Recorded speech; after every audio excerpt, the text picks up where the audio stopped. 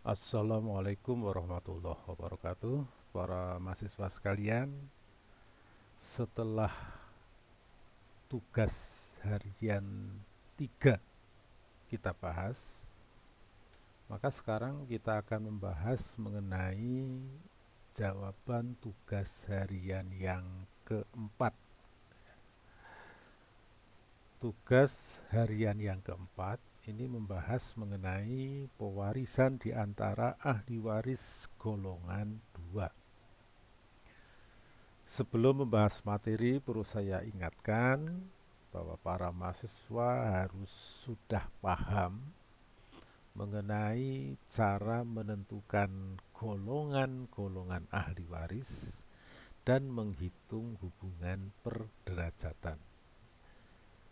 Sekali lagi, para mahasiswa sudah harus paham bagaimana menentukan golongan ahli waris terdiri dari ahli waris golongan 1, golongan 2, golongan 3, dan golongan 4. Selain itu juga harus paham bagaimana menghitung hubungan perderajatan. Karena ini sangat penting ya. Hanya atau keluarga saudara terdekatlah yang akan mewaris.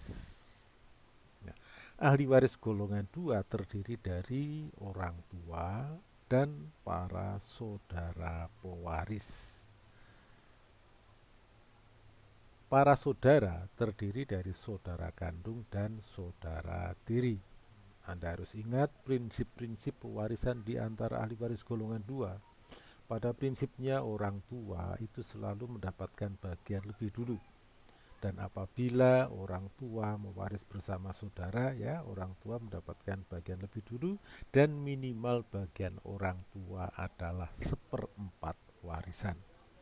Berapapun jumlah saudara, bagian orang tua tidak akan kurang dari seperempat, karena ini merupakan bagian minimal yang harus diberikan kepada orang tua. Selanjutnya, bagaimana pembagian warisan di antara saudara? Ini dibedakan. Apabila semua saudara adalah saudara kandung, maka mereka berbagi dengan hak bagian yang sama. Sedangkan apabila di antara atau di samping ada saudara kandung, ada pula saudara tiri, maka warisan harus dibelah menjadi dua bagian yang sama. Kemudian dilakukan pembagian dalam garis ayah dan pembagian warisan dalam garis ibu. Seolah-olah ini ada dua pembagian warisan dalam garis ayah dan pembagian warisan dalam garis ibu. Dengan model pembagian seperti ini, saudara kandung akan mendapatkan pembagian dari dua garis, sedangkan saudara tiri hanya mendapatkan pembagian dari satu garis. Kita lihat soal yang pertama. Di sini diberikan petunjuk pelajari materi hukum waris mengenai materi pembelajaran 4 dan video pembelajaran tentang ahli waris golongan 2. Lalu kerjakan soal di bawah ini. Nah, lihat skema. Pewaris yaitu P meninggal dunia, meninggalkan keluarga sedarah terdiri dari A. A ini ayahnya P. Lalu ada CD. CD ini saudaranya P, saudara kandung karena satu ayah satu ibu. Lalu ada EF. EF ini saudara tiri P karena hanya satu ibu, seibu tapi tidak seayah. Nah, karena EF anaknya B dengan G, berarti B ini pernah menikah 2 kali, ya. Nah, tidak penting dulu dengan siapa dulu, dengan A dulu atau dengan B dulu, ya. Kemudian perkawinan itu anggap saja putus dan terjadi perkawinan yang kedua. Jadi di sini P meninggal dunia meninggalkan seorang ayah dan 4 orang saudara, 2 saudara kandung dan 2 saudara tiri. Sedangkan G ini adalah ayahnya EF. Pertanyaannya, siapa ahli waris P dan hitung pembagian warisan P. Ahli waris P adalah A, C, D, E, dan F. Ya. Sekali lagi, ahli waris P adalah A, C, D, dan EF. Sedangkan G ini bukan ahli waris P, karena tidak ada hubungan darah, tidak ada hubungan hukum. Ya. Bagaimana pembagian warisan P? Nah, kita lihat di sini orang tua, salah satu orang tua sudah meninggal, yang ada adalah salah satu orang tua yaitu A, ayah.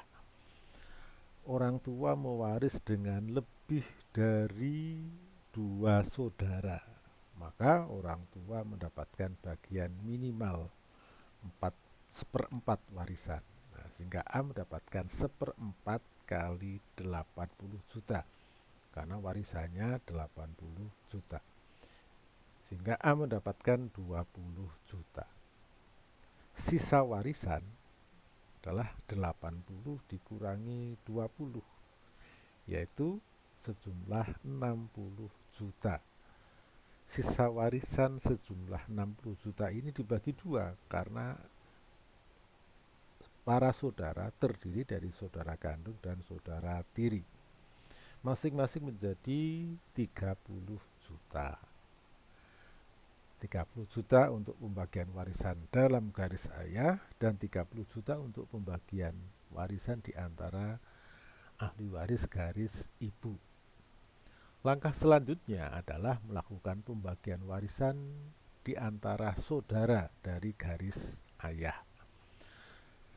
Dalam garis ayah terdapat 2 orang ahli waris, yaitu CD.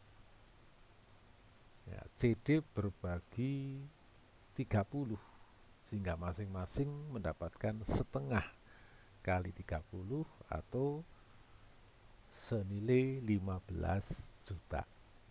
Sedangkan pembagian warisan di antara para saudara dari garis ibu ini terdapat 4 saudara, sehingga masing-masing 1/4 kali 30 juta, sehingga masing-masing mendapatkan 7,5 juta.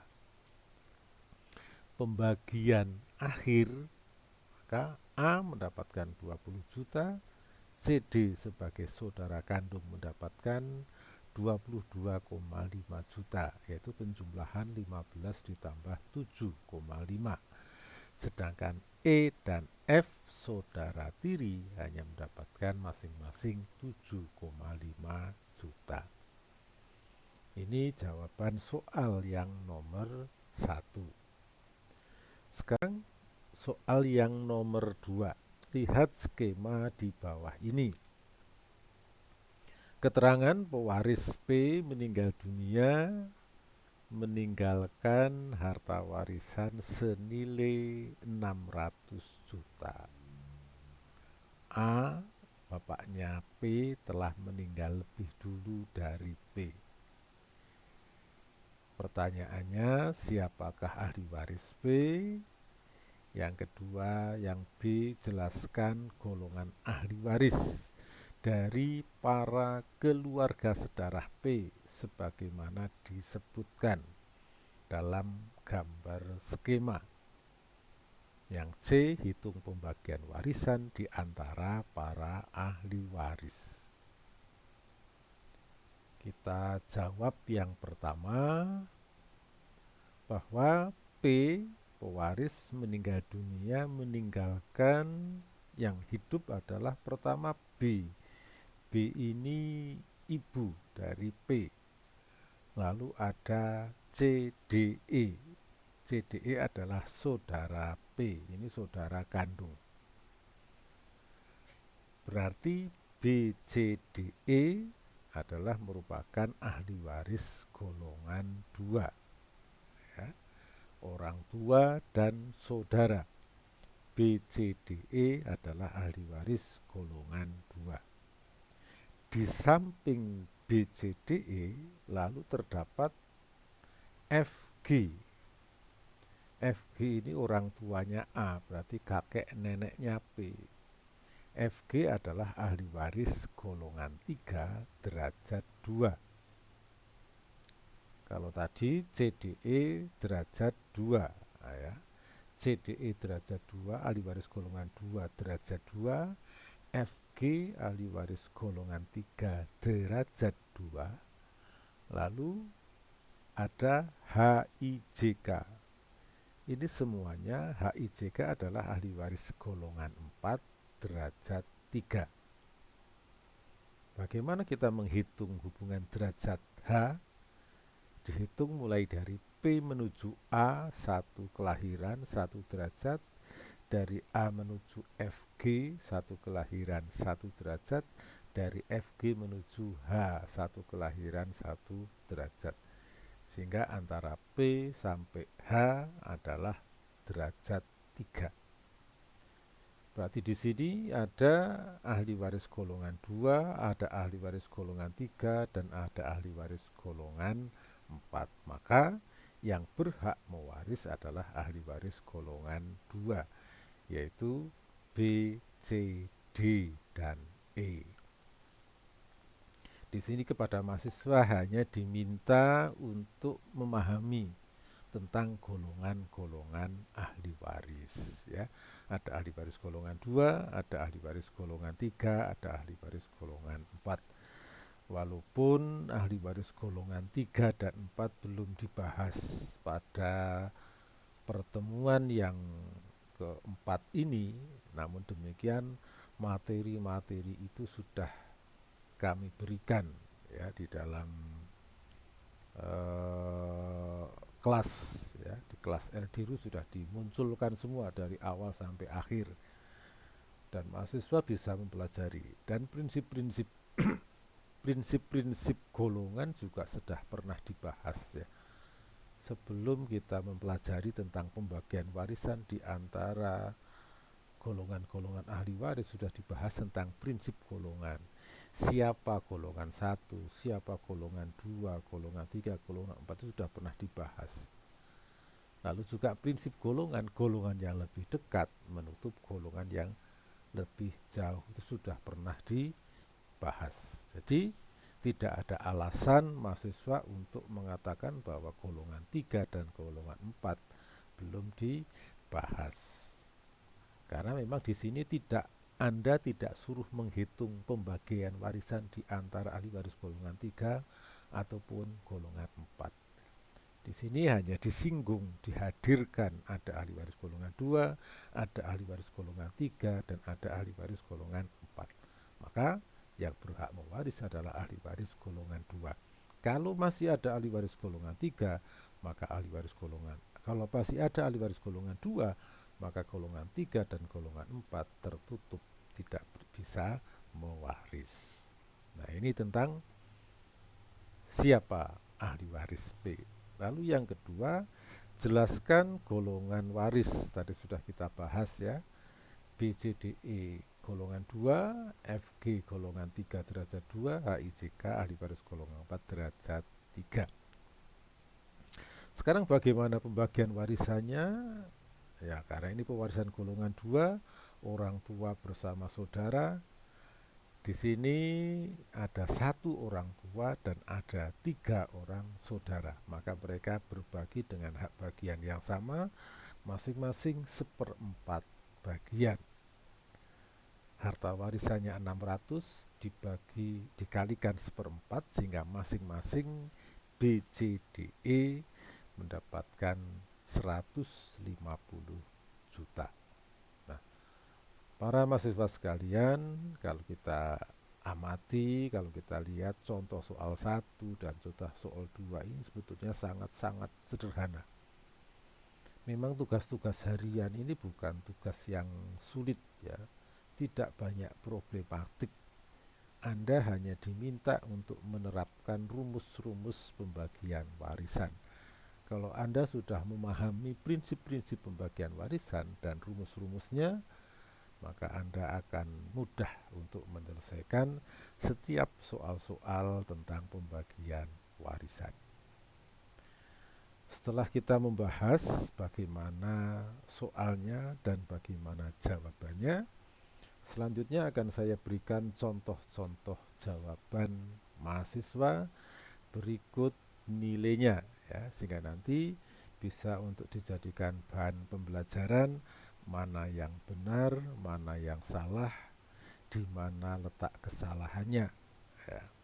Sekali lagi, di sini saya juga tidak menampilkan nama dan kelas mahasiswa yang bersangkutan, tetapi saya hanya mengambil inti isi jawabannya. Kita lihat contoh yang pertama. Ini ada mahasiswa dengan mendapatkan nilai 40. Kenapa dia mendapatkan nilai 40? Yang pertama, mahasiswa ini jawaban soal nomor 1 ini salah. Salahnya di mana? Nah, dia menyebutkan ahli warisnya juga sudah salah. Juga bagaimana pembagian warisannya ini juga salah. Ya. Yang kedua, dia hanya menjawab satu soal. Ya. Hanya menjawab satu soal. Maaf, ini tentang pembagian warisan. Dia menyebut ahli warisnya ini ada G, ya. Salahnya itu memasukkan G sebagai ahli waris, ya. Padahal G ini bukan ahli waris, ya. Nah, ini kesalahan fatal memasukkan G. Jadi ini sebetulnya ya kesalahan yang cukup fatal, ya. Dia tidak bisa memahami tentang syarat-syarat menjadi ahli waris, ya. Ketika Anda menjawab pertanyaan siapa ahli waris, seorang pewaris, maka materi atau teori yang digunakan untuk menjawab adalah syarat-syarat menjadi ahli waris. Nah, harus diuji apakah ahli waris tersebut memenuhi syarat menjadi ahli waris. Nah, di sini G ini tidak memenuhi syarat menjadi ahli waris. Jadi sebetulnya nilai 40 ini kalau nilai yang betul-betul ya terlalu tinggi, tapi ya saya mau memberikan nilai di bawah 40 nggak tega, ya. Jadi saya kasih nilai 40. Nah, ini juga hanya menjawab satu soal. Nah, bisa jadi mahasiswa ini menjawabnya sudah waktunya mepet. Bisa jadi ini saya berprasangka baik saja, ya. Karena mungkin menunda-nunda waktu, padahal eh, saya dalam memberikan tugas itu rentang waktunya awal maupun akhir itu sudah saya beri kelonggaran waktu. Biasanya saya memberikan tugas itu tengah malam, ya. Jam 1 atau jam 2 atau jam 12 itu sudah saya keluarkan tugas-tugas itu. Dan bisa dikumpulkan sampai sore hari. Jadi waktunya kalau memang mahasiswa itu sungguh-sungguh, dia bisa mengerjakan di awal waktu atau bisa mengerjakan di akhir, bisa. Tapi kalau sampai ada mahasiswa yang seperti ini, ya kesimpulannya tidak serius di dalam menjawab tugas, ya. Mungkin dianggapnya tugas ini hanya pekerjaan sepintas lalu yang tidak akan dikoreksi oleh dosennya, ya. Nah, ini wallahu alam, ini saya tidak tahu pasti ini. Ya, harapan saya ini dijadikan pembelajaran bagi semuanya. Ini contoh soal 1, mahasiswa yang hanya mendapatkan nilai 40, barangkali ini nilai yang paling rendah, ya. Dan tidak banyak, nilai 40 itu sebetulnya hanya satu orang, ya. Yang lainnya minimal 50 kalau tidak salah itu.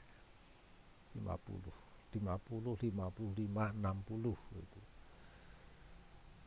Ini yang contoh satu, contoh dua, ini nilainya 95. Nah, kita lihat ini ahli warisnya menyebut ahli warisnya benar, pembagiannya benar, lalu di sini juga ada uraian, ya, ada uraian tentang bagaimana langkah-langkah melakukan jawaban, ada pasal sebagai dasarnya, ya.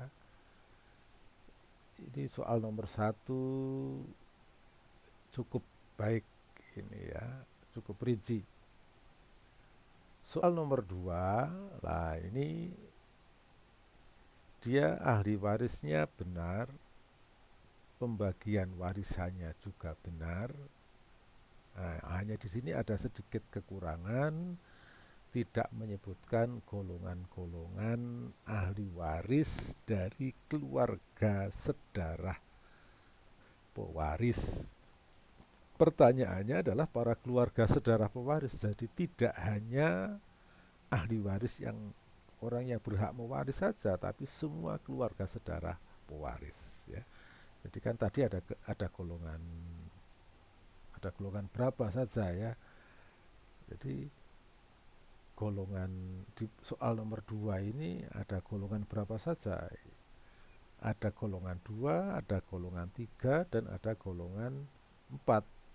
Nah, di sini hanya menyebutkan ahli waris golongan 2, golongan 1 tidak ada.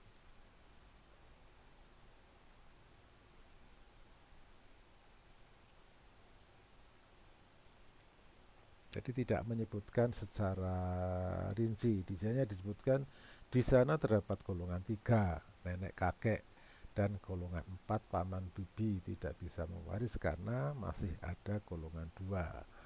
Nah, ini juga benar, ya. Hanya harusnya ditulis siapa golongan 3 itu siapa, ya. Lalu golongan 4-nya itu siapa gitu. Jadi menjadi jelas, lengkap gitu ya. Nah, karena ada sedikit kekurangan inilah maka kita beri nilai 95, ya. Kita berikan contoh yang ketiga, ini mahasiswa mendapatkan nilai 90, ya. Ini kita lihat jawaban satu, ahli warisnya benar, lalu pembagian warisannya juga benar, walaupun nah ini langkah-langkah penyelesaian kurang lengkap, ya, walaupun hasilnya sama, ya. Ini ini ya, contohnya begini, harta warisan 600, berapa ya, 6, berapa itu harta warisannya tadi, 80, ya, 80. A mendapatkan seperempat, berarti seperempat kali 80 ada 20. Sisanya adalah 60. Nah, 60 ini dibagi dua, antara dibagi menjadi dua bagian yang sama. Nah, lalu pembagian warisan dalam garis ayah. Nah, ini ya disebutkan pembagian warisan dalam garis ayah CD. Nah, setelah itu pembagian warisan dalam garis ibu. Nah, bagaimana pembagiannya? Nah, dengan akibat kemudian saudara kandung akan mendapatkan bagian dari dua garis. Jadi di sini langkah-langkahnya yang perlu untuk dilengkapi, ya, dibikin menjadi lebih detail, ya. Lalu jawaban nomor 2 ini juga ahli warisnya benar, hitungannya benar, tapi tidak menyebutkan secara lengkap keluarga sedarah P ini termasuk ahli waris golongan berapa ya, jadi ini beberapa kekurangan-kekurangan sehingga nilainya tidak bisa maksimal ya, sehingga contoh mahasiswa ini mendapatkan nilai 90. Contoh yang keempat, nah ini mahasiswa mendapatkan nilai 100 ya, ini satu penghargaan. Dia menyebutkan ahli warisnya benar, perhitungannya benar, lalu ada uraian-uraian, juga menyebutkan pasal-pasal dasar hukum ya. Nah, ini lalu pembagian warisannya. Ini angka-angka huruf A dan sebagainya ini yang sebetulnya kan C ya. Ini perubahannya karena dipindah ke format PDF, maaf, format apa ini, eh, PowerPoint, jadi berubah hurufnya, mestinya C menjadi A ini. Mohon tidak dijadikan masalah. Ini pembagian warisan oleh mahasiswa untuk soal nomor 1 ya. Jawaban nomor 2 ini juga cukup lengkap ya, ahli warisnya benar. Walaupun di sini ya golongannya ini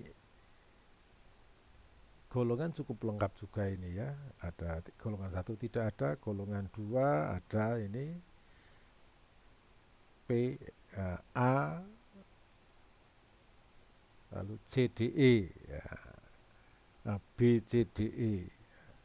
Lalu golongan 3 ada F, G ya. Golongan 4 ada H, I, J, K lah ini. Dan juga pembagian warisannya ini benar. Nah, ini pembagian akhirnya. Jadi ini jawaban yang cukup lengkap, maka saya beri nilai 100 ya. Nah, yang terakhir ini soal nomor contoh yang kelima, ada mahasiswa mendapatkan nilai 60. Kita lihat jawaban nomor 1 ini menyebutkan ahli warisnya benar, tetapi perhitungan warisannya tidak selesai. Dan ini juga setelah saya cek dengan perhitungan ini agak membingungkan ini. Saya ketika ngoreksi itu agak bingung ini. Bagian CD ini coba. Ketika dia menjawab bagian setelah orang tua diambilkan 1/4, sisanya 3/4 dibagi 2. Kemudian dikatakan saudara garis ayah mendapatkan 1/4 ditambah 3/4. Sehingga menjadi 3/8. Lalu maka C mendapatkan setengah kali 3/8 menjadi 3/16. D setengah per 38 menjadi 3/16 ya. Saudara tiri setengah kali 38 sama dengan 3/32 karena ada 2 saudara tiri dari ayah. Nah, ini lalu di sini ini yang kurang adalah ini saudara kandung ini mendapatkan pembagian akhirnya adalah saudara kandung mendapatkan 3/16 plus 3/32. Tapi kan soalnya ini berupa angka rupiah. Anda tidak cukup hanya menjawab dengan pecahan-pecahan seperti ini. Nanti tidak selesai nih, Mas. Saya katakan perhitungan warisan tidak selesai ya. Sehingga ini ya keteledoran mahasiswa. Karena soalnya itu ada angkanya, angka rupiah, jawabannya tidak selesai ya. Jadi ini merupakan kekurangan soal nomor 1. Berikan contoh yang ketiga, ini mahasiswa mendapatkan nilai 90. ya. Ini kita lihat jawaban satu, ahli warisnya benar, lalu pembagian warisannya juga benar, walaupun nah ini langkah-langkah penyelesaian kurang lengkap ya, walaupun hasilnya sama ya. Ini nah ini ya. Contohnya begini. Harta warisan 600 berapa ya? 6 berapa itu harta warisannya tadi 80 ya, 80. A mendapatkan seperempat, berarti seperempat kali 80 ada 20. Sisanya adalah 60.